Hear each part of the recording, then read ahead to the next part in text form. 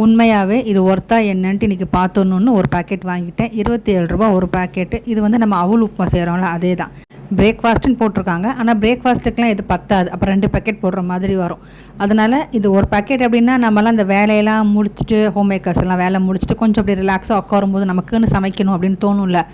அந்த மாதிரி சமயத்தில் பசிச்சுது அப்படின்னா இது சாப்பிட்லாம் அப்படின்ட்டு தான் எப்படி இருக்குதுன்னு பார்க்க வாங்கினது.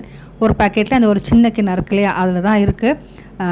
என்ன போட்டிருக்காங்கன்னு எனக்கு சரியாக கண்டுபிடிக்க முடியல. ஒரு 2 கடலில் தான் தெரியுது கண்ணுக்கு. கடுகு தாளித்து கொட்டியிருக்காங்க.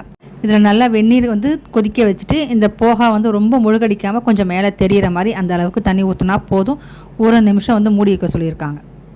இந்த மாதிரியான இன்ஸ்டன்ட் ஃபுட்டெல்லாம் நமக்கு, அதாவது ஹோம் மேக்கர்ஸ்க்கு வந்து எப்போயாவது பயன்படும். ஆஃபீஸ்லாம் போகிறவங்க அப்படின்ட்டு இருந்ததுன்னா காலையில் அவங்களுக்கு ரொம்ப நேரம் இல்லை அப்படின்ட்டு அதுவும் இந்த மாதிரி எப்போயாவது பயன்படுறதுக்கு தானே தவிர ரெகுலராக எடுத்துக்கிறதுக்கு இல்லை. இது வந்து 1 நிமிஷம் ஆயிடுச்சு, எடுத்து பார்த்துட்டேன். மசாலா வாசனை வருது. மித்தபடி சூப்பராக வெந்திருக்கு. அந்த கப்பு நிறையா குவான்டிட்டி இருக்குது. நமக்கு மேலே என்ன பிடிக்குமோ, எனக்கு கடலை பிடிக்கும். ஸோ கடலை அப்படியே சும்மா தூவிட்டு அதுக்கு மேலே தயிர், நல்ல கெட்டி தயிர் இருக்குது, அதையும் போட்டு சாப்பிட்டோம் அப்படின்ட்டா ஓகே போதும். நமக்கு டின்னருக்கு எனக்கு தெரிஞ்சு ஓகே. இது ஸ்நாக்ஸ் டயத்துக்கு ஓகே. அந்த மாதிரி நல்லா இருக்குது. இதை நீங்கள் கூட வாங்கி யூஸ் பண்ணிக்கலாம்.